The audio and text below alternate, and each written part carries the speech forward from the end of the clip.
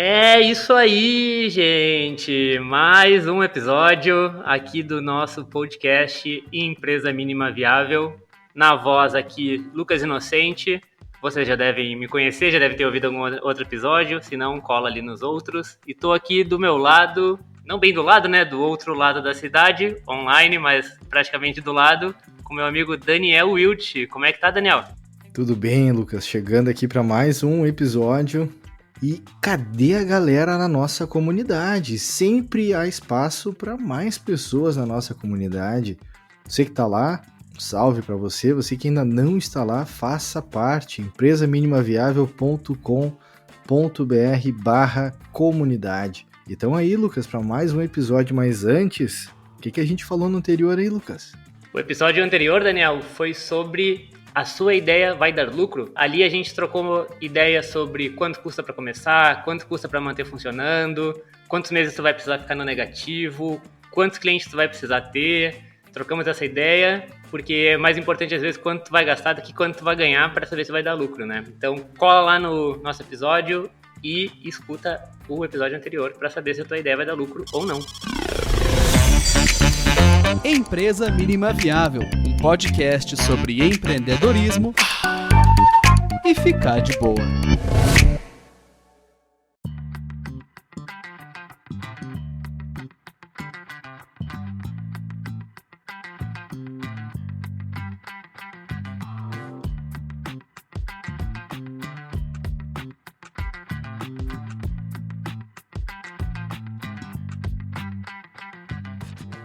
Muito bem. Bom, já vamos partir então aqui para o nosso episódio. Hoje a gente está falando o seguinte: será que essa ideia realmente é viável? A gente vem falando muito sobre estruturação de ideia, todas essas restrições, dificuldades, problemas que a galera pode passar. E aqui a gente vem trazer uma das ferramentas mais clássicas, eu diria, para modelagem, né, de um negócio. E até eu costumo utilizar ela, Lucas, para quando eu converso com pessoas tentando sacar qual é que é daquela empresa, daquele negócio, né? Uma forma de modelar na sua cabeça também, né? O que está ali? É o nosso Business Model Canvas. Essa é a ferramenta que a gente vai conversar hoje, Lucas. Isso aí, famoso, clássico Business Model Canvas, às vezes até meio deixado de lado, meio subestimado, mas as perguntas que estão ali são bastante poderosas, bastante importantes, para que a gente consiga ter essa visão ampla do que a gente está fazendo, para quem que a gente está fazendo e as outras coisas que a gente vai conversar aí durante o episódio. É isso aí. Você vai notar que várias das perguntas que estão presentes no Canvas, a gente já vem conversando nos episódios anteriores. Se você precisar se aprofundar, se você está chegando agora, esse é o seu primeiro episódio conosco, saiba que os episódios anteriores a gente aprofunda algum desses aspectos, traz outras abordagens. Então é legal aí para a galera conhecer, né, um pouco mais sobre essa ferramenta, o Business Model Canvas e o que está relacionado a ela. O Lucas, quando eu descobri o Canvas, né, eu fiquei muito curioso, porque ele era um diagrama, ele foi lançado com o conceito Creative Commons, então ele era um documento aberto, eu poderia usar ele, eu poderia, né, usar e dar os créditos, enfim. E aí na letrinha pequena lá, eu fui descobrir, depois que tinha um dos autores, né, chamado Alex Osterwalder, e aí eu fui descobrir que existia um livro chamado Business Model Generation, e esse livro, ele meio que conta a história de vários negócios. E essa é a coisa muito legal desse livro, muitas histórias, tipos de empresas diferentes, mas todas elas podendo trazendo assim aspectos que a gente vai falar dessa ferramenta aqui. Então, é um livro muito visual, aquele bonito de ter na prateleira. A capa dele é bem bonita, tem bastante desenho ali também, né? Os bonequinhos montando o Canvas também, né? Acabando montando. E a primeira vez, Dani, que eu ouvi falar sobre o Canvas, que eu estudei sobre o Canvas, foi na Casa Liberdade. Foi num curso lá na Casa Liberdade, que também era uma casa, né? Meio Creative Commons, querendo ou não, se parar pra pensar, né? Compartilhada e tal. E foi lá, fiz um curso lá e tamo aí. Muito construindo o Canvas desde então. E aí é o seguinte, quando a gente fala do Canvas, a gente está falando de 9 perguntas, né? Essas 9 perguntas, e já fica uma dica aqui para quem curtiu o primeiro episódio nosso lá, o Quem é Você, Lá no Quem é Você, a gente também fez essas perguntas. Porque Exato. lá a gente estava falando do Business Model You, que é uma adaptação deste Canvas aqui para a gente olhar para a gente mesmo. A gente poder se modelar como alguém capaz de executar serviços e participar de projetos. Então, a gente começa a brincar com isso. E, Lucas, já vou te fazer a primeira pergunta aqui.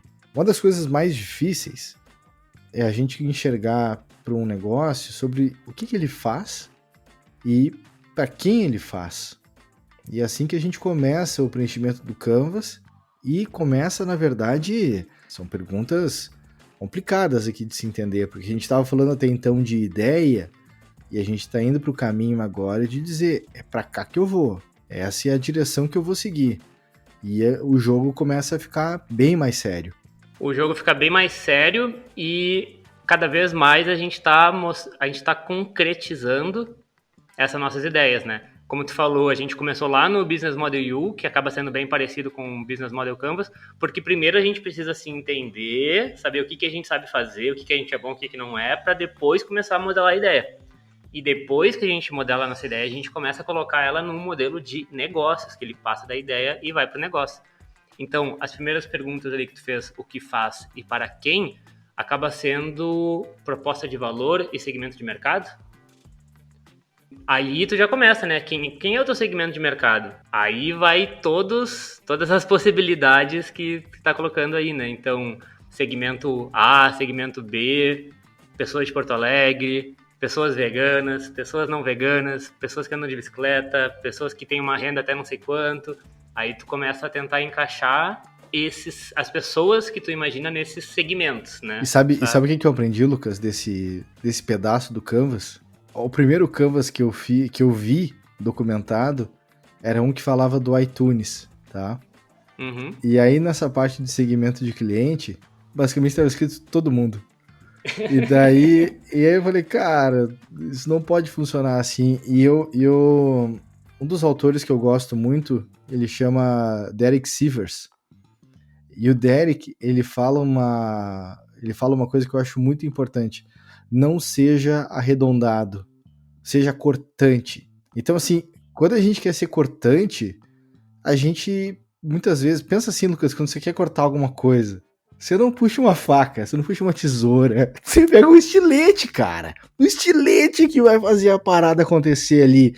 É uma ferramenta específica, tem um motivo para você usar. Eu me lembro sempre do estilete quando tinha que fazer aquela parada de papel contact, que a gente é para isso. Então, assim, quando a gente pensa em segmento de cliente, a gente tem que ser cortante. A gente precisa escolher muito focado, assim, o que a gente quer atingir, quem a gente quer atingir. E aí depois vem esse outro lado, né? O que eu entrego para essa galera? Porque, beleza, pegou o teu estilete, cortou o teu segmento de mercado para pegar uma parte dele e ser cortante, tu vai para tua proposta de valor.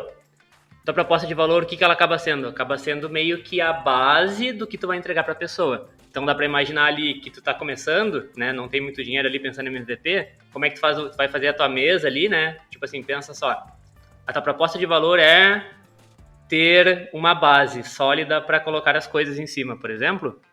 Tu vai começar com um cavalete, né? Tu não vai ter uma mesa pronta. Então tu vai colocar ali 2 cavaletezinhos e uma mesa que vai ser o MVP, a base da tua proposta de valor, né? Então, que valor que tu tá gerando? Qual os problemas que tu tá solucionando desses teus clientes, né? Aí tu vai montando essa estrutura, essa base do teu negócio mesmo, né? Entende para quem tu tá fazendo e o que tu tá fazendo. Por que as pessoas iriam te comprar? Essa seria a tua proposta de valor, né? Então a gente pode ter alguns exemplos, né, Dani, para não deixar muito no ar, assim. Proposta de valor, por exemplo, preço, ser mais barato, pode ser uma proposta de valor. A qualidade do serviço que você vai ter, a autonomia, pode ser uma forma de olhar. Você vai encontrar serviços aí que você contrata por causa da autonomia que ele te permite ter, pelo impacto social que ele tem, até pelo posicionamento político que uma marca tem. Você consome ou não consome por causa disso. Exato, e hoje, cada vez mais, né, a gente acaba tendo essas escolhas a partir do que a gente é, né? Então, tu precisa entender o teu segmento, né, para poder ter uma proposta de valor condizente com o teu segmento. Acho que conecta bem. E aí tem o seguinte, ô Lucas, bom, a gente tem essa base aí, então quando a gente está construindo lá, né, a gente está construindo ali o nosso lance, já tem uma basezinha do nosso prédio e tal, nossa marquise, hein?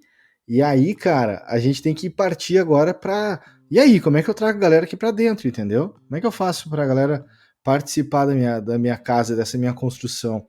E aí vem duas outras perguntas que não são exatamente mais fáceis do que essas duas primeiras, que é como é que a gente conhece pessoas, canais que a gente vai escolher e como é que eu me relaciono com essas pessoas. Aí eu vou te dizer assim, Lucas, tem várias pessoas que eu já participei e ajudei a montar a Canvas, aqui já dava tilt. Se não dava tilt na primeira, aqui já começa a travar o jogo. Porque quanto mais a gente vai preenchendo, mais vai se tornando real, né? Várias vezes, tipo assim, por que as pessoas não gostam de preencher Canvas, na minha opinião, Dani? Porque ele mostra que não vai dar certo.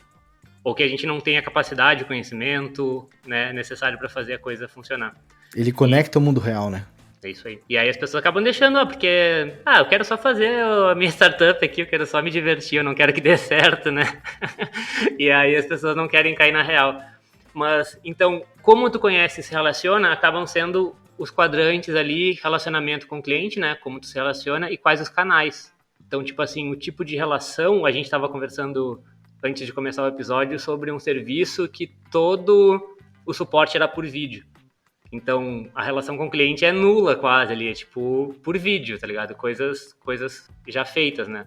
E aí os canais acaba sendo essa página de suporte.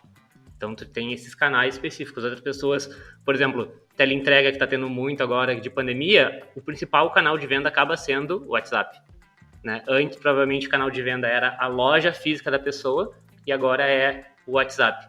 E aí isso já muda até mesmo a própria proposta de valor que a pessoa precisa fazer, o tipo de relacionamento que a pessoa precisa ter, né? Tudo vai se juntando, né? Fazendo uma costura, uma trama de situações que tem que fazer sentido e vai colocar o teu negócio à prova. Eu vejo muito, muito isso, assim. E tem todo esse cuidado, né? A gente tá falando de escolhas, de como que você vai conhecer os seus clientes. Pode ser um trato direto, pode ser através de algum tipo de marketplace, pode ser a partir de algum tipo de associação, onde você tem acesso e contato com mais pessoas, algum bloco de networking, enfim, né? E aí também a gente está dizendo depois que essas pessoas te conhecem, como é que você mantém esse relacionamento, essa presença a partir disso? Então, você pode ter uma escolha de ter uma base de conhecimento disponível, um e-mail de contato para suporte, que por vezes tendo disponibilidade e tendo resposta, isso vira presença.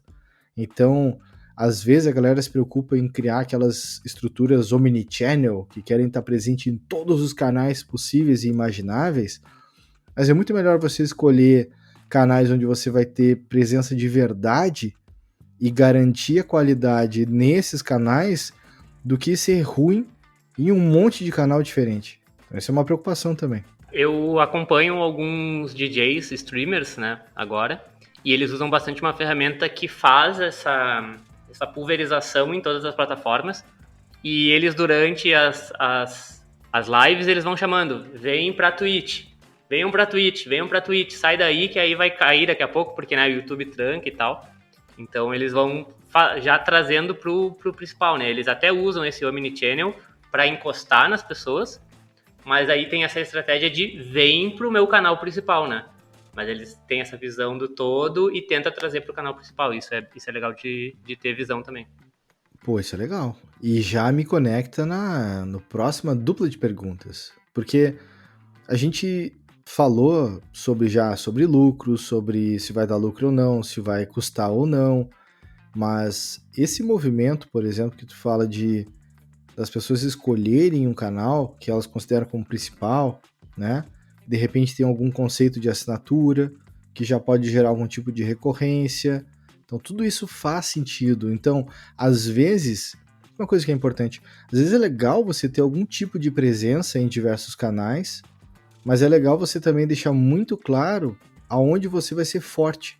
Que eu acho que é isso que tu trouxe, né, dos DJs. Quer dizer, de algum jeito eles estão lá pulverizando conteúdo em diversos canais, mas tem de repente um canal principal que eles escolhem estar de uma forma mais integrada com as pessoas que seguem, né? É exatamente isso aí. Ali acaba tendo, porque ali eles conseguem ter uma proposta, quer dizer, ali eles conseguem aplicar melhor a proposta de valor de interação com o usuário, né? Então a própria plataforma sabe que a proposta de valor que eles precisam entregar acaba sendo uma interação, uma criação de comunidade, uma fonte de renda para o DJ, né? Então também isso acaba acontecendo, essa escolha acaba acontecendo de acordo com a proposta de valor que a própria plataforma entrega, né? A coisa dos custos também acaba entrando nessa visão, né? Taxas, coisas que você vai precisar para poder começar, algum tipo de assinatura que você tem que pagar também. E até nesse sentido, a gente pode relembrar aqui aquela discussão sobre a primeira busca, né? Que é conseguir equalizar esses gastos para ter o mínimo de receita, mínimo para conseguir chegar no 0 a 0, né? Que a gente chama do break-even. Então, eu tenho que ter consciência de quanto custa eu começar a operar para o mais rapidamente possível estar tentando equalizar, né, essa receita com despesa, né, que eu estou causando também, né? Isso aí, a gente falou no último episódio sobre fazer uma planilha, de ter os teus custos e como tu vai ganhar dinheiro, as suas fontes, elas entram aqui no Canvas também. Claro que lá a gente falou sobre botar uma embaixo da outra para realmente fazer, para ver se vai dar lucro. Aqui é uma forma um pouco mais visual de ver quais são as tuas fontes, né? As coisas são parecidas, mas o jeito de tu aplicar é diferente, né? Inclusive, tu até pode fazer o Canva antes de fazer a tua planilha do custo, por exemplo, né? Tu faz um trabalho com as pessoas do teu time para entender, o que vocês entendem de custo que a gente vai precisar, o que vocês entendem de receita que a gente vai conseguir ter, e aí depois passa para a planilha para ver se vai dar positivo ou negativo no decorrer do tempo, né? Mas uma coisa que é bem legal da gente olhar para o Canva também, antes que eu me esqueça, é que cada item acaba sendo uma hipótese, que é o que a gente vem falando desde o início, né? Então, se tu acredita que a tua fonte de receita aqui, por exemplo, vai ser essa assinatura, esse teu DJ, ou o Pix, que as pessoas vão dar, né? Vão fazer o Pix, esse tipo de coisa. Então, ali tu vai começar a fazer o teste para ver qual que vai gerar mais valor, qual que vai dar mais retorno, para tu poder investir mais nisso, né? Trazendo aqui também essa visão de MVP, essa visão de hipótese que a gente vem falando, também teoria de Pareto, é isso, né? Eu tava com teorema, mas não é teorema, é teoria. Que é 80% das tuas receitas vão vir de 20% do teu esforço, né? 80% do teu resultado vem de 20% do teu esforço. Isso então, é importante. E aí tem muito teste para fazer para descobrir quais são esses 20%, né? Exato. E o Canva vai te ajudar nisso, porque tu vai ter muitas ideias, tu vai ter muitas propostas de valores, muitos canais que tu imagina, muitas fontes de receita que tu tá imaginando, e tu precisa botar isso à prova. Eu acho que tem esse lance da receita e despesa é onde, eu não sei, considerando todas as empresas que eu já criei até hoje, Lucas, sem dúvida é o lugar que a gente passa mais tempo olhando, porque é ali que está a sustentabilidade do que a gente faz. Muitas vezes a gente... eu me lembro muito de um caso, Lucas, até gera um pouco de dor desse sentido, mas ao mesmo tempo gera felicidade pelo resultado que aconteceu, né? Eu estava começando uma empresa de treinamento, eu estava assumindo um trabalho de uma empresa anterior, que estava deixando o estado, e eu estava assumindo essa empresa no estado com outro nome, outra estrutura, outro pensamento, mas eu tinha acesso a uma certa base de pessoas interessadas, vamos chamar assim. Eu não tinha nada, nós tínhamos site, nós tínhamos e-mail. O site, na verdade, nós não exatamente tínhamos, a página entrava só com o logo e o e-mail de contato, assim, não tinha mais nada no site, mas eu tinha essa lista de pessoas com contato e tal, e eu não tinha nenhuma ferramenta de e-mail marketing, eu não tinha nada disso. E eu acabei fazendo um movimento que eu acho que eu nunca mais fiz isso na minha vida, mas naquele momento me bateu um senso de sobrevivência, vamos chamar assim, e eu deixei a minha timidez de lado. E na época, a gente está falando isso aí em 2005, tá? Eu gastei R$800 em celular. A minha conta de telefone, número de minutos que eu liguei, isso era muitos minutos pra Nossa. época, entendeu? Na época, uma Sim. conta cara de celular, acho que devia ser R$50, uma conta de celular, sei lá, alguma coisa do tipo. E eu gastei muito tempo no telefone, muito. E enquanto o celular carregava para eu começar a ir de novo nas chamadas, era o tempo que eu organizava para quem que eu ia ligar e fazer. E aí, basicamente, a empresa não tinha aberto ainda, nós não tinha mesa, não tinha nada, não tinha cadeira, entendeu? A empresa ia abrir dali um mês oficialmente, e esse senso de sobrevivência ele bateu porque no dia anterior foi quando a gente assinou o contrato de aluguel da sala que a gente ia assumir. Cara, eu comecei a olhar para as contas que já estavam ali, no mês seguinte aquelas contas iam chegar, e eu falei, caramba, a gente tem que começar a virar o jogo aqui. Daí a gente montou o calendário, fez as coisas que nós íamos rodar, e, cara, aconteceu, entendeu? Depois desses R$750 ligando para pessoas, eu acabei achando e enchendo os primeiros 3 meses de aula, vamos chamar assim, num movimento de uma semana, enlouquecidamente fazendo isso, entendeu?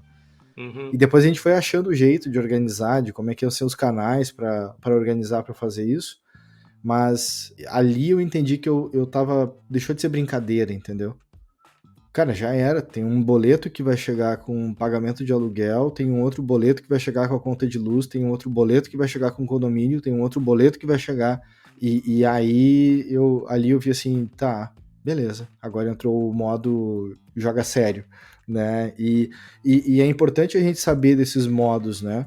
Por exemplo, no projeto do podcast, na verdade não durou muito tempo, né? Durou só o piloto, né? O piloto a gente fez no modo tamo brincando. Só que depois que a gente fez o piloto, a gente se olhou e viu assim, cara, isso aqui vai ser sério.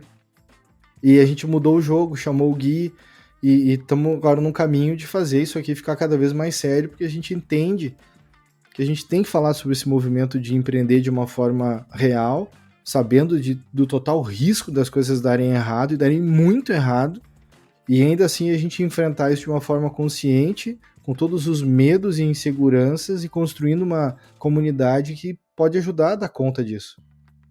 Então, só uma historinha aí do meu passado e empreendedor, onde eu botei a cabeça o chapéu de vendedor e fui atrás.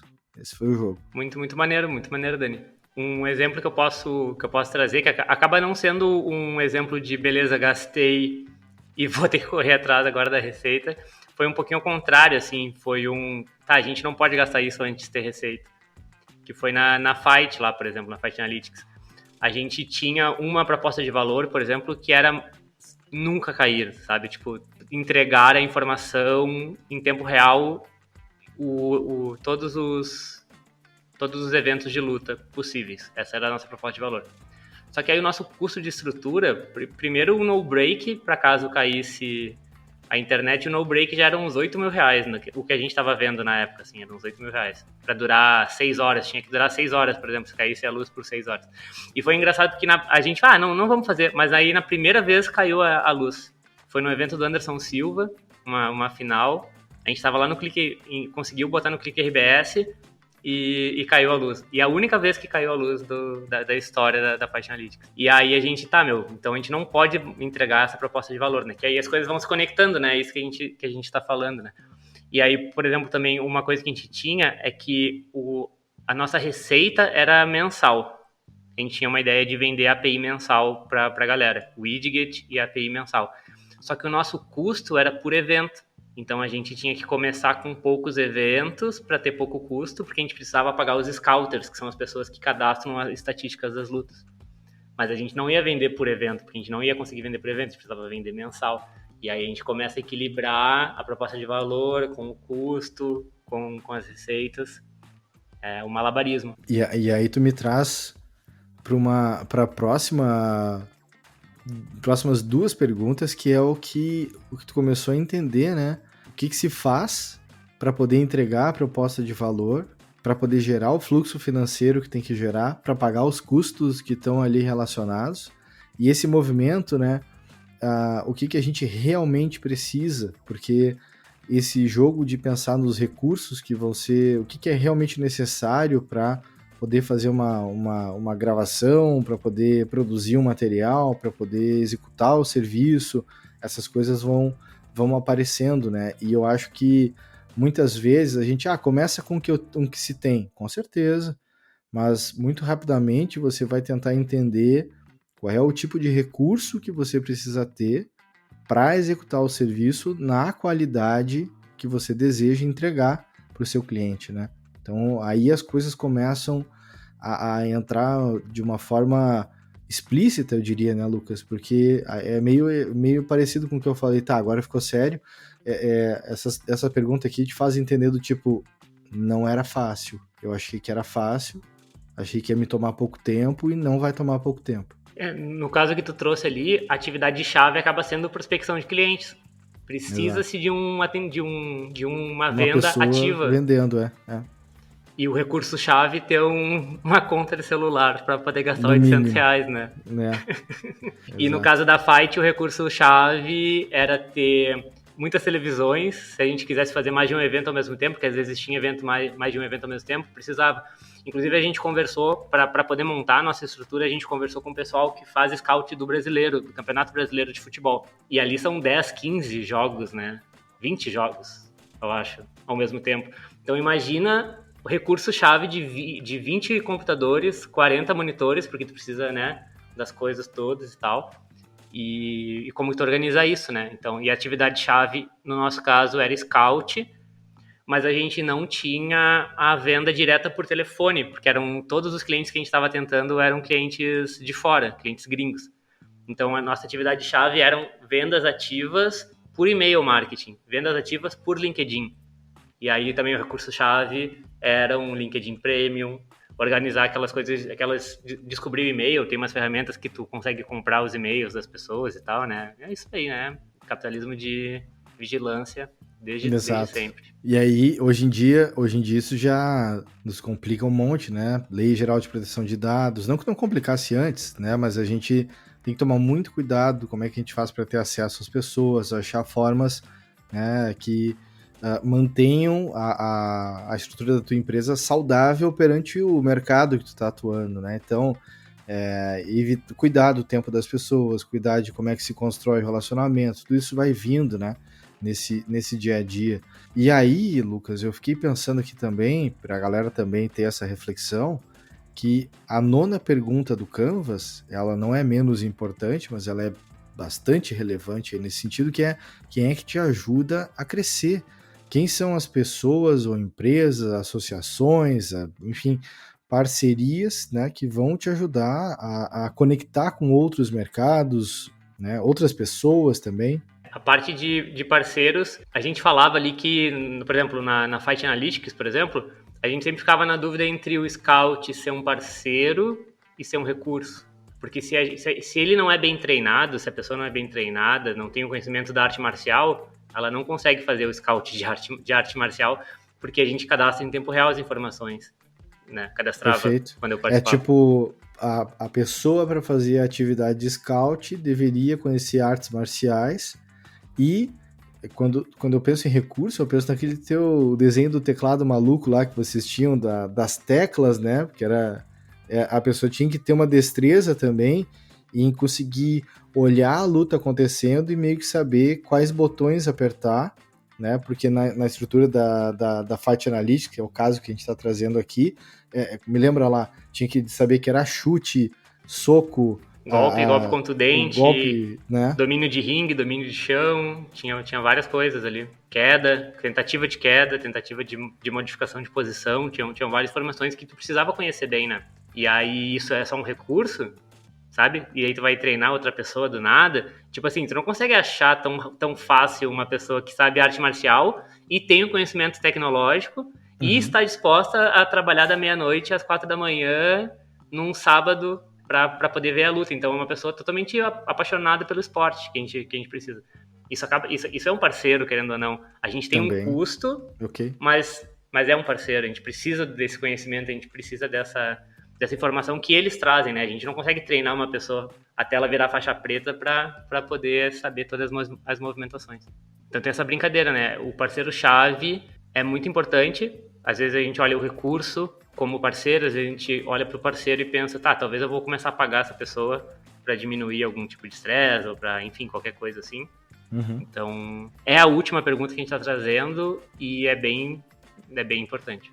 Às vezes é isso, às vezes pode ser uma pessoa que presta serviço indicando outros serviços, isso pode ser visto como um parceiro, uma associação que te habilita a ter um canal de networking também, né, pode estar sendo posicionado para isso.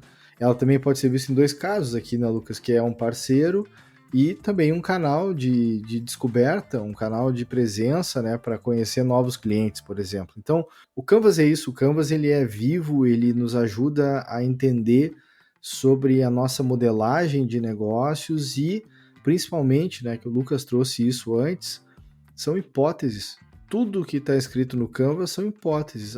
O canal de conexão vai ser a lista de e-mail. É uma hipótese, talvez você descubra que ter um grupo do Telegram, um canal do Telegram vai ser muito mais efetivo.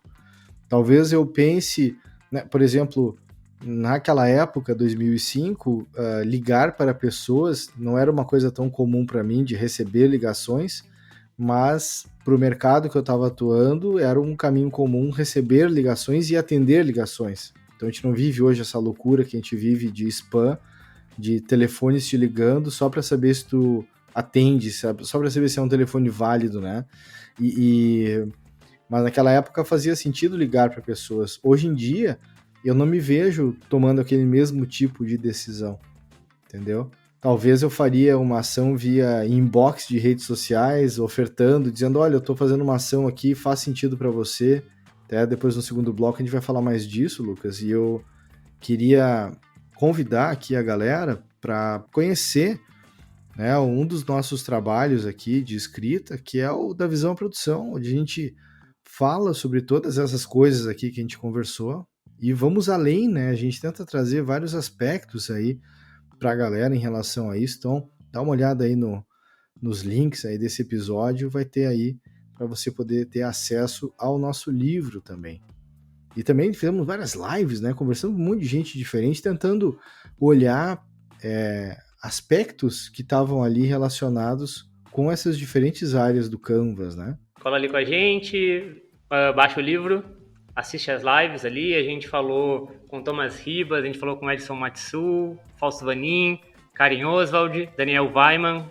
Com certeza, cada uma dessas lives fala sobre um ponto do Canvas, né? Procura ali no nosso canal no YouTube ali, dá uma procurada no Devap, tá no canal do Daniel, mas procura por da Visão à Produção, com certeza vai encontrar. E aí, Lucas, estamos indo para o segundo bloco e o nosso objetivo é poder juntar tudo que a gente falou até agora e explorar um pouquinho mais essa questão do...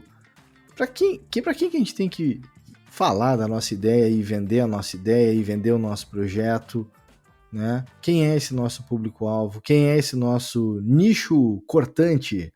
E aí a gente vai falar disso daí no próximo bloco. As pessoas conhecem suas ideias? Sua voz? Sua história? Todos nós temos algo para contar, para compartilhar, para ensinar. E não existe melhor meio para isso do que o áudio digital.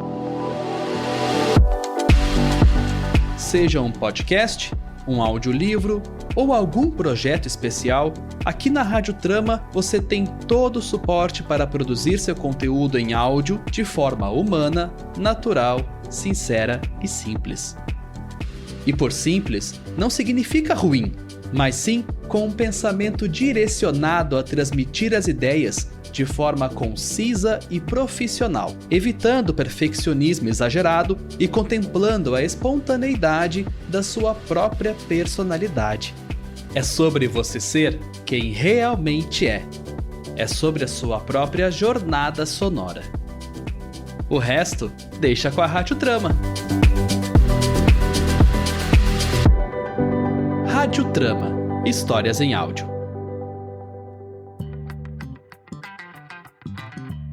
É isso aí, né, Daniel? Começando então o nosso segundo bloco, é isso mesmo?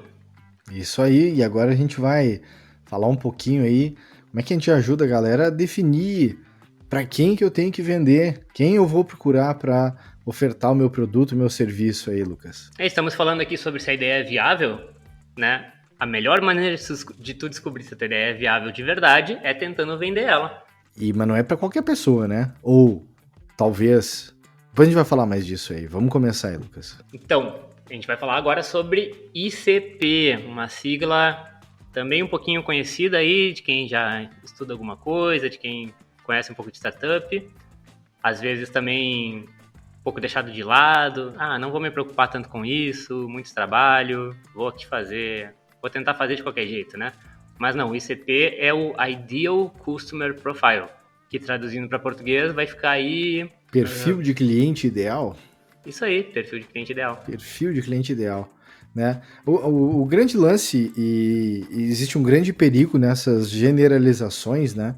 Porque quando a gente começa a preencher o Canvas, a gente tem uma grande vontade de dar perfil de idade das pessoas, ou definir uma geração, ou definir algum tipo de interesse único que elas têm, né? Esse serviço é para pessoas que gostam de Star Wars e assistiram na ordem certa. E aí tu pode querer discutir qual é a ordem certa de assistir os Star Wars, né? Eu comecei pelo 4, mas tem gente que diz que tem que assistir na ordem cronológica, outros dizem que estão muito errado. E aí a gente tem que se ligar nisso, né? Você vai ter vários tipos de clientes que podem ter um interesse que vai ser central para você. E esse ICP vai ajudar a entender que características são essas que realmente importam para quem vai ser seu cliente, né? Ali quando a gente está falando de segmentos de mercado, a gente pode ter muitos segmentos de mercado. E o ICP te ajuda a escolher qual que tu vai focar primeiro, né? Pensando na questão do Pareto que a gente falou antes, é meio que isso, é conseguir identificar nesse meio do segmento quem que tu precisa falar. Porque também tem muito de, se tu tá vendendo para alguma empresa, ou vamos dizer até para uma família, assim, vamos dizer, ou para um conjunto de pessoas, né? Quando tu tá vendendo alguma coisa que é para mais de uma pessoa, existe às vezes as pessoas que usam e as pessoas que compram. É diferente. Às vezes então tu precisa chegar primeiro na pessoa que vende para oferecer o produto, mas a pessoa que usa tem que conhecer o teu produto para poder falar que realmente quer usar aquele produto. Então também o ICP vem muito disso, de entender o uso do teu serviço, o uso do teu produto. E a gente, quando fala de ICP, a gente está tentando, de novo, ser mais cortante nesse pensamento de público-alvo, né? Porque a gente pode falar de público-alvo como algo mais abrangente, e ICP é uma das formas, uma técnica, uma prática que nos ajuda a tentar detectar exatamente, né, quem são essas pessoas que a gente quer conversar.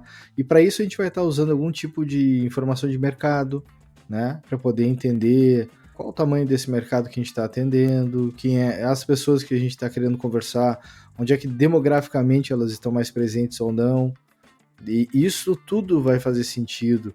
Vale uma historinha rápida aqui, Lucas? Uma coisa que eu me lembrei um pouquinho dessa coisa de construção de clientes.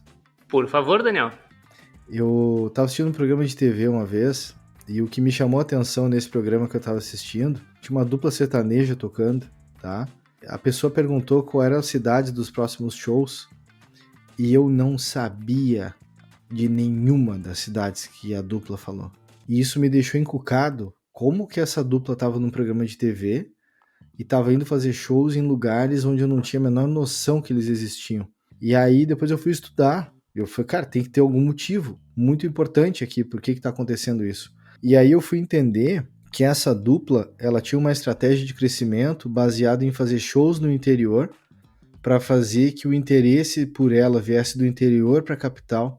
E quando chegasse na capital, as rádios, os veículos buscavam essa dupla para tocar, porque o interesse era grande naquela região. E essas duplas conseguiam passar por diversas barreiras do tipo pagar algum tipo de coisa para serem promovidas e tal, porque era interesse do público que ouvia aquela rádio ouvir aquela dupla. E eles utilizavam ferramentas de análise para entender quais dessas cidades de interior essa dupla tocava. E baseado nessa estatística de ouvir, é que eles iam fazer os shows e começavam a crescer em volta.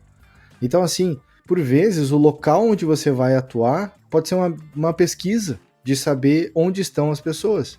Um outro exemplo que me veio, Lucas, e já vou falando ele sem pedir permissão, é de um evento de empreendedorismo que eu tive a chance de participar como mentor, e o jeito desse evento vir para o Brasil foi colocando onde você quer o evento.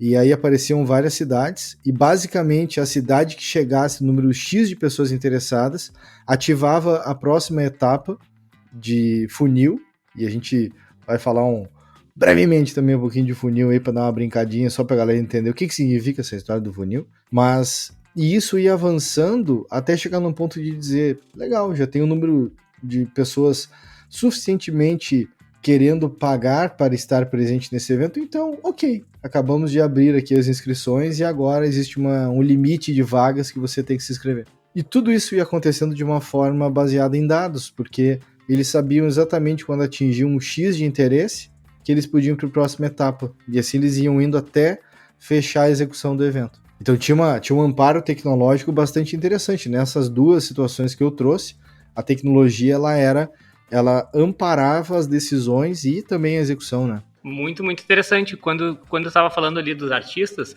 eu vejo isso muito no Spotify também.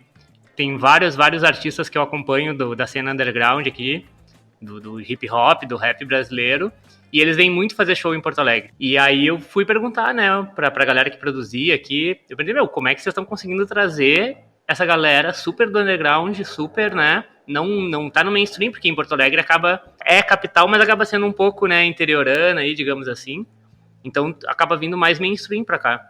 E aí eles falaram que era por causa do Spotify. O Spotify mostrava que tinha muitos ouvintes na cidade, e aí o próprio produtor do artista falava com a produtora de festa daqui para organizar show, mostrando que ia ter público também. Então aí também é um bom exemplo de ICP, né? Entender essa geografia, né, do teu cliente, entender a estrutura, né, que ele tem ali. Então tu pode fazer um artista underground vir para cá numa casa que cabe 100 pessoas, porque tu vai conseguir trazer ele com os custos baixos e tal, mas vai ajudar o artista, vai ajudar a cena, vai ajudar quem tá querendo ouvir, os fãs, né? Então tu consegue entender ali, organizar melhor essa estrutura para adaptar esse uso do underground, né? Esse uso do artista underground. Então o ICP é isso, né? É a segmentação, o desempenho desse cliente, né? Porque também sabe que a pessoa que é ali que curte underground não vai pagar R$50 no show. Vai pagar 15, vai pagar 10, talvez pague 50 se tu vender uma camiseta junto. Ou já põe o CD a 5 pila ali, 10 pila também pro cara comprar. E aí tu vai, a partir da tua visão de ICP, a visão de conhecimento do teu cliente, tu vai organizando, né? E uma diferença de ICP para público-alvo, o ICP ele é bem mais focado em vendas. Então, inclusive, uma coisa que tu pode fazer no teu ICP, para saber teu ICP, né? Por exemplo, tu tem 2, 3 segmentos de mercado no teu Canvas, teu Business Model Canvas, tu consegue começar a calcular a conversão de cada segmento, para conseguir entender melhor quem é teu ICP. Então, tipo, ali tu estava falando que tu estava telefonando para as pessoas, talvez tivessem alguns segmentos que as pessoas atendiam mais, alguns segmentos que as pessoas fechavam mais, né? E aí tu vai entendendo, e aí tu começa a procurar esse tipo de cliente que vai te trazer uma maior conversão, né? Então o ICP ele é um pouco mais focado em venda mesmo, né? Para ter uma noção, a única regra que eu utilizava é que se tinha um e-mail, o e-mail de associado era um e-mail comercial, eu ligava primeiro. Esse era um dos filtros que... se o e-mail fosse comercial, eu ligava primeiro pra pessoa. Eu não mandava e-mails, eu mandava depois que eu tivesse conversado com ela. Posso te mandar uma mensagem? Posso te oferecer? E depois, claro, teve várias pessoas que eu não consegui conversar. Essas aí eu acabei mandando uma mensagem para ver se retornava por e-mail, enfim. Né? Mas eu consegui fechar o que eu precisava através das ligações. Mas é interessante, justamente isso, a gente poder criar um pouco mais de ciência em relação ao modo como a gente está fazendo a coisa, né? E nesse sentido, com certeza, o pensar de ICP, o pensar em vendas, né? Em converter, né? Essas vendas é muito relevante, muito legal. O termo ICP eu conheci pela Fight Analytics, né? Pelo meu ex-sócio da Fight Analytics, que é o Fábio de Brito. Se estiver ouvindo aí, manda um alô no WhatsApp. Duvido que esteja ouvindo, mas se tiver, vai ganhar algum presente aí. E ele falava muito do ICP por causa do livro Predictable Revenue, né? Receita Previsível. Receita Previsível. Aaron Ross. Esse carinha aí, Aaron Ross. E aí ele falava, inclusive, do cold calling 2.0, né? Porque ligar para a pessoa como tu estava ligando acaba sendo cold calling, né? Chamado cold calling, ligação gelada mesmo, né? Porque o teu lead não tá quente, né? Pensando Às em vezes nem me funil. conhecia. Assim, tinha um lance interessante aqui, Lucas, que era uma brincadeira. Eu escrevia para uma revista, então, e eu palestrava em alguns eventos pelo Brasil nesse assunto que eu estava vendendo. Então, eu não era exatamente um desconhecido, e algumas pessoas, aí confesso aqui, eu tô tirando um pouquinho da vaidade aqui, ficavam até felizes, pô, Daniel, eu li teus artigos e tal, não sei o quê, mas não era algo escalável, sabe? Eu sabia que aquilo ali funcionava para aquela estrutura, mas eu não me via fazendo aquele trabalho ali como atividade minha, e isso até ajudou porque era um pensar que eu tinha, eu consigo vender. Não, eu não consigo vender. Eu consegui encher um pedaço do trabalho aqui, mas eu não consigo fazer isso aqui de forma sistemática e sair para atender cliente e ficar dando aula e viajando, não vai rolar. Então, isso é muito importante de poder validar, e foi uma hipótese, né? Ou uma hipótese, eu falei pela sobrevivência, mas era o que tinha, mas depois ela se torna necessário achar outras abordagens, né? E o ICP também, trazendo mais uma camada, Dani, também, às vezes, tu gasta muito para conquistar um cliente, e aí, se tu tem mais custo, ele provavelmente vai ser menos ICP, e às vezes tem alguns clientes que te gastam muito, né? Suporte, por exemplo. São pessoas que não têm o conhecimento da ferramenta, mas tu conseguiu vender, e aí tu tem muito gasto de atendimento, então talvez esse não seja o ICP certo, porque tá te causando prejuízo em outra parte da tua empresa. Então o ICP, ele vem muito disso, né? Tipo assim, tu falando aí que as pessoas... legal, o Daniel e tal, então tipo... Mas isso não era escalável, como tu falou. Então, beleza, tu consegue vender, mas ele é o teu ICP? Também tem isso, né? Conseguir vender uma coisa, ser o teu melhor segmento possível é outro, né? E eu até posso trazer o exemplo da Santins, que era uma outra empresa que eu fiz, que eu montei, com o Daniel Martins. Hoje é o teste. Daniel Martins, se estiver me ouvindo aí também, avisa no WhatsApp, vai ganhar presente. E lá na Santins, a gente fazia código para agências de publicidade. Esse era o nosso mote, assim, né? Nossa proposta de valor. Só que muita gente vinha comprar direto com a gente porque tinha assinatura no site, né? Tava lá embaixo, desenvolvido por Santins e tal. Só que não valia muito a pena pra gente esse tipo de cliente a médio prazo ou a longo prazo. Tipo, a curto prazo talvez a gente tivesse um lucro maior, uma margem de lucro maior, porque tu vender diretamente pro teu cliente final acaba sendo uma margem maior, né? Porque a gente vendia para a agência e a agência vendia para o cliente, então roubava uma margem. Mas o trabalho de atendimento, o trabalho de prospecção, o trabalho de validação de layout, todo o trabalho de manutenção da infraestrutura acabava nos custando muito tempo e muito dinheiro. Então, para a gente, não valia a pena a médio prazo, valia a pena focar em agências de publicidade, que essas agências, por elas iam fazer o trabalho de validação de layout, por elas iam fazer o atendimento ao cliente, e ia entregar para a gente só a parte que a gente fazia melhor, que era o código. E também a gente descobriu que as melhores agências para se trabalhar não eram as agências que não tinha ninguém tecnológico na empresa. O que é estranho, né? Porque tu vai pensar que tu seria o braço tecnológico das agências e seria melhor tu pegar agências que não têm nenhum conhecimento de tecnologia. Mas essas agências não conseguiam vender muito bem os nossos serviços. E aí a gente precisava, na verdade, era pegar agências que já tinham braços tecnológicos, mas que não tinham a capacidade de desenvolvimento suficiente e acabava escoando o trabalho de tecnologia pra gente também. Perfeito. Louco, né? E é muito interessante falar disso, Lucas, porque é justamente quando você monta um business, é saber em que parte da jornada você está se posicionando. Isso também vai ajudar a entender sobre esse tipo de cliente, né? Então, daqui a pouco, agências que não tinham conhecimento de tecnologia eram clientes piores para vocês, que na teoria pareciam seus ideais, né? Isso aí. Muito interessante. E me diz uma coisa que eu fico pensando muito, eu lembro a minha pergunta seria como é que a gente sai correndo, né, para começar a cuidar e achar essas pessoas, né? E aí me veio na mente um desenho que eu gostava muito, chamado Freakazoid, Lucas. Esse desenho é o seguinte, o Freakazoid, ele não voava, mas ele era relâmpago, então quando ele tinha que fazer alguma coisa, ele sumia, ele corria muito rápido, mas ele não voava. Então, quando ele saía andando, ele fazia de conta que ele saía correndo, né? Ele levantava as mãos, assim, como se fosse pro céu, assim, mas na verdade ele ficava correndo. Esse era o lance do Freakazoid. E tinha um personagem do Freakazoid, cara, que ou se chamava de Caçal, ou Candelabro, enfim, era nesse lance, assim, que tinha o nome dele. E o Freakazoid, cara, o Candelabro, ele chegava nos lugares e assustava as pessoas. Ele tipo, cara, ele puxava, e gerava um medo. E eu te confesso, assim, de novo, o meu movimento de ligar pra galera foi um movimento de sobrevivência. Bateu ali uma coisa meio reptiliana pra mim, de dizer, vai, irmão, tu vai ter que fazer. E eu me lembro muito, assim, no caso da Wildtech, por exemplo, não foi desse jeito. No caso da Wildtech, eu sabia que eu queria criar uma empresa de treinamento de novo, né, que eu tava 2 anos, deixa eu pensar, não, fazia mais tempo, 4 anos sem ter uma empresa de treinamento. Eu estava só dando aula em faculdade, né, e atuando em outras empresas, mas eu não estava mais com uma empresa de treinamento. Eu estava sentindo vontade de voltar a ter uma empresa de treinamento.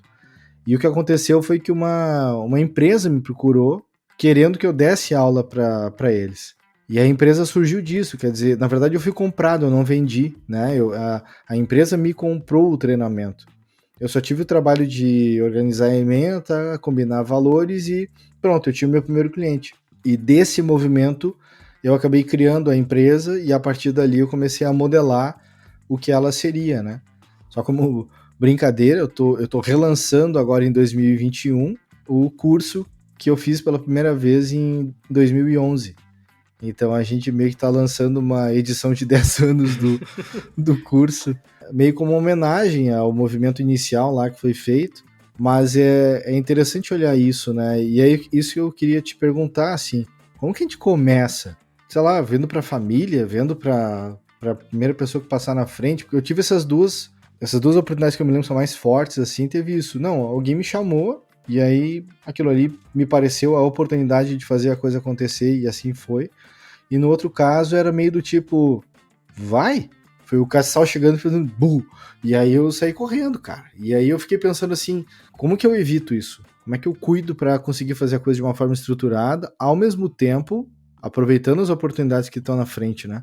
Eu tive 2 exemplos também bem diferentes. Na Fight a gente desenvolveu do zero, construiu tudo e depois foi pro mercado. E na Santins eu não fiz quase nada assim também. Na Santins, basicamente eu já fazia vários freelancers, eu trabalhava como desenvolvedor. E os freelancers meio que foram chegando no nível de quanto que eu ganhava. E aí eu pensei, tá, mas eu já tô ganhando isso, então vamos dar ali, né? Vamos fazer essa movimentação. E na Fight não, na Fight foi o contrário. E qual das duas tu acha que deu mais certo? qual das duas eu ganhei dinheiro, qual das duas eu perdi, né?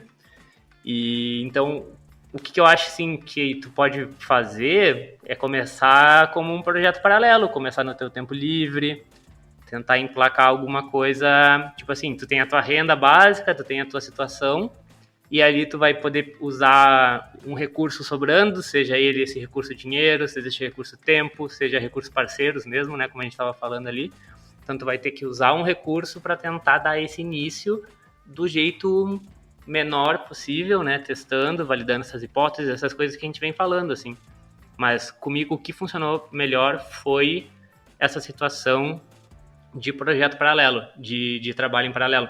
Tanto que o meu conhecimento de programação, né, que é a profissão que eu estou exercendo hoje, ele veio de um conhecimento em paralelo, de uma brincadeira também. Eu tinha um outro emprego, na época eu tinha uns 15 anos, tinha outro emprego, e ali estava estudando programação, também comecei a mostrar os sites que eu fazia para as pessoas começaram a se interessar e querer comprar esse site, e aí, pô, se eu estou fazendo o site, então eu consigo entrar no mercado. Eu entrei no mercado, né, e aí a partir do site eu abri a Santins, aí da Santins guardei uma grana, beleza, vou tentar investir numa startup, e aí depois voltei pro mercado, né, então tipo assim, paralelo, coisas em paralelo, assim, não dá o all-in, não é bom dar o all-in, coloca ali na mesa que tu consegue colocar sem te desgastar e manda bala. Tu me falando agora me lembrou da história do Dropbox. O Dropbox, ele começa com um vídeo, né? Aquele vídeo que demonstrava a atualização do arquivo, indo pra nuvem, etc e tal, nada daquilo existia. Era só o vídeo mesmo. E em cima do vídeo eles começaram a buscar pessoas interessadas e tal em saber do produto, e assim começou o cadastro de pessoas interessadas, né? Mas o que eu queria lembrar aqui do Dropbox é um pouco parecido com o que tu trouxe. Quem estava programando o Dropbox trabalhava no período livre da noite, enquanto tinha saído do trabalho que tinha durante o horário comercial, e à noite, durante horas da semana, trabalhava no projeto Dropbox. E depois, quando virou realidade a empresa e começou a ter questões do dinheiro entrando, né?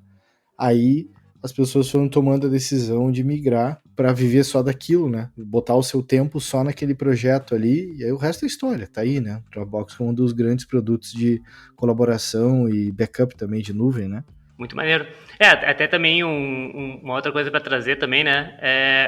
Tenha pessoas junto contigo te ajudando, eu acho que isso facilita bastante. Porque na Santins, por exemplo, a gente deu o peitaço, né? Vamos botar esse termo assim, deu o primeiro passo, porque o sócio que eu tinha na época falou, cara, eu ponho 6 meses de grana aí, né? Mano, se não der certo em 6 meses, mano, beleza, eu volto pro mercado de trabalho, né? Então, tipo, a gente tinha 6 meses de grana reservada, que eram os meus custos, né? Então, tipo assim, a gente não tinha nem sala, né? Nem salão, assim, não tinha nem escritório. Era na minha casa, no meu apartamento. E aí eu até botei na planilha que o custo era o meu aluguel. Eu tinha posto isso na primeira planilha que eu apresentei para ele. Meu, custo, aluguel, internet, e o meu salário é o custo para tocar o bagulho. Fizemos 6 meses ali, beleza, vamos fazer. Aí quando a gente precisou atender os clientes também, né? Porque isso era uma outra coisa muito louca que acontecia, Dani. Os clientes não vinham na agência, tá ligado? Eu ia nas agências para conversar com os clientes. Então não precisava de sede, não precisava de escritório. Isso é muito louco de pensar, porque a primeira coisa que tu pensa quando tu vai fazer um negócio é ter um escritório, né? E aí tem uma outra historinha que eu posso contar aqui relacionada a isso, que é um pouco do pensar da própria UDTech. Eu fiz uma lista de coisas que eu não queria ter, baseado em tudo que eu achava ruim de sustentar e manter nas empresas de treinamento anterior que eu tive. E exemplo foi isso. A primeira, dois inícios era: não teremos um espaço físico, ou seja, sempre vai ser um custo variável e alugado quando necessário para rodar o que fosse. E também tinha essa perspectiva porque normalmente nos contratavam para fazer coisas na empresa, ou era ligado com viagem para algum lugar, então não importava ter um espaço físico, né, em Porto Alegre, por exemplo. A operação é toda na nuvem, a gente não vai ter estrutura de reuniões e formalismos, a gente vai estruturar de um jeito que a coisa vai viver em cima de modelo assíncrono de comunicação. Isso é 2011, tá? Uhum. Então, assim, e hoje é isso, tá? A empresa ela tem um modelo de funcionamento dela, tem uma regra financeira extremamente simples de operar e que sustenta o caixa da empresa para ela poder investir em coisas que ela quer investir. Mas ela é muito suave, porque se alguma das pessoas que participam dela disser, cara, vou dar um tempo aqui, vou cuidar da minha vida e daqui a pouco eu volto, beleza, é isso. A gente se reajusta e segue funcionando. Então, a gente tem um conjunto de conhecimentos que é comum entre as pessoas que estão ali e dá conta do seguir em frente, né? Mas essas coisas todas, elas começam a dar segurança para saber que a gente pode conseguir clientes que, mesmo que eu tenha que abandonar aquele cliente que de repente eu estou atendendo de uma forma específica, outras pessoas que estão comigo conseguem seguir e dar sequência naquele trabalho. Ou seja, eu tenho assuntos que só eu posso operar. Esses assuntos que só eu posso operar, eu evito colocar eles como um serviço padrão da empresa. Uhum. Porque eu preciso ter essa característica de polivalência, né? Então é um lance interessante, né? Nesse sentido de pensar até em retorno e tudo mais. Mas, Lucas, uma coisa que... Qual que é a pessoa certa para se falar nas empresas? Como é que era isso para ti quando tu ia buscar os clientes ou ia ter essas conversas aí? Esse é o conhecimento de CP que a pessoa precisa ter, né? Então, tipo assim, nas agências de publicidade, por exemplo, eu precisava falar com os gestores de projetos. Porque eram os gestores de projetos que olhavam para os funcionários deles e pensavam assim, tá, não tenho pauta para os próximos 2 meses, preciso contratar um freela. Essa decisão partia deles, né? Mas quem acabava usando os nossos serviços era o cliente final, né? Então eu falava com uma pessoa na empresa, mas quem usava o serviço acabava sendo outra, né? E na Fight Analytics também era assim, só que era bem mais difícil o poder de escolha, porque as empresas eram muito maiores, né? A gente estava lidando com grandes grupos de jornalismo, por exemplo, para poder usar nossas informações. Então, quem queria usar era o jornalista, mas quem comprava era o gerente do gerente do gerente de compras que fechava o orçamento do ano, sei lá, sabe? Era muito mais difícil. A Santins era o... recebe aqui, paga ali, né? A agência de publicidade muito, muito mais rápido, assim. E na Fashion Leaks era muito mais difícil de conseguir vender, porque as pessoas tinham muita hierarquia e tal, era bem casca, assim. Então, qual a pessoa certa de falar, mano, depende muito, muito, muito do teu segmento, depende muito do teu produto, depende da tua própria maturidade, da maturidade do mercado, da maturidade da empresa. Às vezes pode ser diretamente o CEO, algumas empresas o CEO faz quase tudo, né? E algumas empresas não, às vezes é o próprio desenvolvedor que tu pode falar, tipo, ó, tem uma ferramenta, é o desenvolvedor que vai escolher a ferramenta, se ele tem alguma autonomia, né? Mas não, às vezes é o CEO que tu tem que convencer.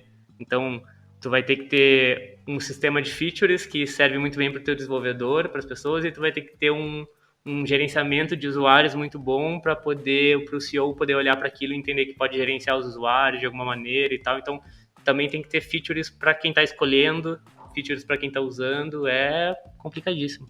Entendi. É um movimento aí. Eu acho que essa história, talvez conforme o nicho de mercado que a gente vai atuar, você vai acabar construindo, entendendo quem são essas pessoas decisoras, né? Para poder escolher ou conversar e construir relacionamento também, né? Fiquei pensando nisso. Dá pra vender pra amigo? Pensei numa coisa também, depois tu fala disso aí também já. Dá pra vender pra amigo? Dá pra vender pra amigo, dá pra vender pra família, dá pra vender, né? Só que normalmente as pessoas gostam de ti e elas estão comprando mais por tua causa do que necessariamente o teu próprio serviço é bom ou não, né? Que a gente chama dos 3 Fs, né? A gente não, né? As pessoas chamam de 3 Fs, que são friends, families e fools, né? Que são os tolos. Família, amigos e tolos. Porque também, beleza, tu conseguiu enganar lá a pessoa e ver ela te comprar, mas, mano, tu não vai conseguir escalar isso, né? Não vai conseguir repetir, pelo menos, né? Não precisa nem ser escalável, mas repetível, né? Também são coisas diferentes. Tem que tomar cuidado com isso. E uma dica que até o Aaron Ross dá nesse livro, pra tu chegar na pessoa certa, é perguntar. Tu consegue falar com alguém, né? Seja por telefone, seja por e-mail, por LinkedIn hoje em dia, né? Ou inbox de rede social. Falar, Dani, eu tenho aqui o EdTech, eu quero vender o Gympass lá, por exemplo, no negócio de academias. Aí tu não vai me responder, por exemplo. Não é o Daniel, né? Aí o segundo e-mail que eu te mando é, Daniel, qual é a pessoa certa para eu falar sobre vendas de academia? Isso é uma coisa interessante, assim, eu recebo muito e-mail frio, né, de pessoas às vezes tentando me oferecer algum serviço e tal, e logo a gente acaba detectando que é uma trilha de e-mails que tá chegando ali. E eu confesso que normalmente vem muito certo de que sou eu, né, a pessoa. E eu te digo, se a mensagem fosse, olha, você pode, por exemplo, se a mensagem viesse assim, Daniel, eu tô tentando conectar com a pessoa que faz isso. Você pode encaminhar para ela e se fizer sentido para ela fazer contato comigo, porque eu acho que eu tenho uma coisa legal para vocês aqui. Mas como o e-mail vem muito certo de que eu tenho que executar o que aquela pessoa tá me mandando fazer, eu meio que não respondo, assim. E quando chega o último e-mail da trilha, que normalmente é do tipo assim, não mandarei mais e-mails para você, esse será o meu último, normalmente eu respondo esse dizendo, obrigado. Maneiro. Só pra deixar claro que, enfim, tipo, talvez não seja o que você tá pedindo, é o jeito que você tá se comunicando, entendeu? Já teve casos de eu dar feedbacks para as pessoas que me puxam no LinkedIn, às vezes que acontece, né? A pessoa te procura ali querendo falar e eu disse, não curti o jeito que você veio aqui, entendeu? Só que agora eu te aceitei como conexão, então eu tô te dando a real aqui pra não ter que apertar o botão desfazer ou te bloquear, entendeu? Na mensagem de abertura você falou o negócio, e agora que eu aceitei você chegar aqui pra trocar ideia, você tá me vendendo um troço que eu não pedi, entendeu? E eu não te fiz essa pergunta que você tá me respondendo aqui. Então, às vezes se você tá pedindo pra falar com alguém ou conversando, dá real, né? Joga real ali pra quem você tá conversando, que é mais real, é mais sutil, é mais verdadeiro e cria uma conexão mais forte, né? Você sabe que tá funcionando ali na humildade, né? Esse é o grande lance. Não tem que ter... o Gui tá dando uma dica aqui na nossa conversa, aqui nos bastidores, Não precisa ter medo de vender, né? Não precisa ter medo de vender. Boa, Gui. Li aqui no ponto, né? É isso aí. Pode até fazer, Gui, quiser fazer uma vinhetinha do não precisa ter medo de vender, pode até colocar agora, nesse momento aqui, incentivando as pessoas a irem na humildade e não terem medo de vender. Não. Inclusive, pode ser até, hein, Lucas? Podia ser um daqueles teasers dos nossos episódios. Tá aqui já um aqui pra se colocar. Isso é produção online. Isso aí, quem sabe faz ao vivo. E até isso de ter esse método, né, Dani? 5 ou 6 e-mails, eu acho que tu manda, e aí no último tu cancela. E o Aaron Ross diz que esse é um dos que mais converte, esse último e-mail. Porque tu fala pra pessoa, mano, beleza, então a gente vai cortar a relação aqui. A pessoa, não, calma, peraí que eu tô estudando aqui ainda. E aí tu consegue entrar e fazer, né? Só que essa falta de humildade, assim, digamos, essa robotização, assim, da situação, acaba sendo porque as pessoas vendem como se fosse uma fórmula fácil e simples e repetível, né? Gera esse script de vendas aqui, manda 5 e-mails, 6 que tu vai conseguir, e às vezes não adianta, né? Não existem essas fórmulas de sucesso, não adianta. É na humildade, é de porta em porta, é entendendo o mercado, é isso que vai ajudar. Bom, e assim chegamos no nosso final aqui deste episódio. Falamos sobre muitas coisas e deixando aqui sempre esse convite de você fazer parte da nossa comunidade, empresaminimavaviável.com.br/comunidade. A gente está lá aguardando a sua mensagem, trocando ideia com as postagens que a gente faz e as perguntas que a gente deixa ali para engajar a nossa comunidade. Lucas, muito bom. Acho que agora trazer para as pessoas, como diria Steve Blank, né? Get out of the building, né? Saia do lugar onde você está e vá vender, né? Se bem que a gente está todo mundo em casa, que estamos em isolamento, muitas pessoas ainda. É que eu ia falar. Se faça o que tiver que fazer de forma remota, né? E troca isso. E assim, estamos indicando alguns livros nesse episódio, Lucas, e estamos deixando como links de afiliados aqui. Então, se você estiver pensando em comprar esse livro, compre pelo nosso link, assim você ajuda também o nosso podcast e próximas ações aí que a gente pode fazer. Isso aí, já caiu um respingo aí, já faz um faz-me rir pra gente. E se tiver que sair, às vezes, né, não adianta, tem que sair, falar com as pessoas, usa máscara, por favor, mantenha a distância, lave bem as mãos. Se proteja. Se você está assistindo esse episódio aqui numa época que não existe mais pandemia, que bom. Que bom que tu tá vivo. Vamos ficar vivo, vamos construir nossas ideias, vamos tirá-las do papel, vamos botar no Canvas, vamos ligar pras pessoas, vamos ser felizes, vamos fazer o que a gente gosta, é para isso que a gente tá aqui vivo, para fazer o que a gente acredita, movimentar as coisas para que aconteçam as coisas que a gente acredita. É por isso que a gente tá aqui, né, Dani? É por isso que a gente tá aqui trocando essa ideia. A gente acredita nisso, a gente acredita que as pessoas que estão ouvindo a gente também conseguem.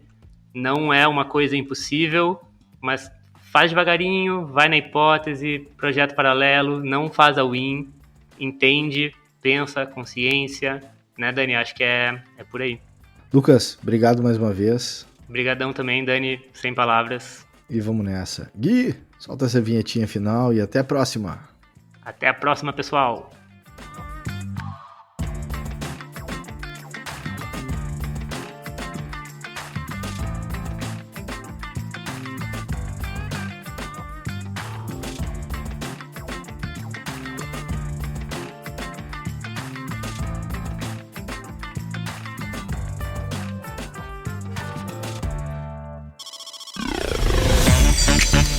Empresa Mínima Viável, um podcast sobre empreendedorismo e ficar de boa. Rádio Trama. radiotrama.com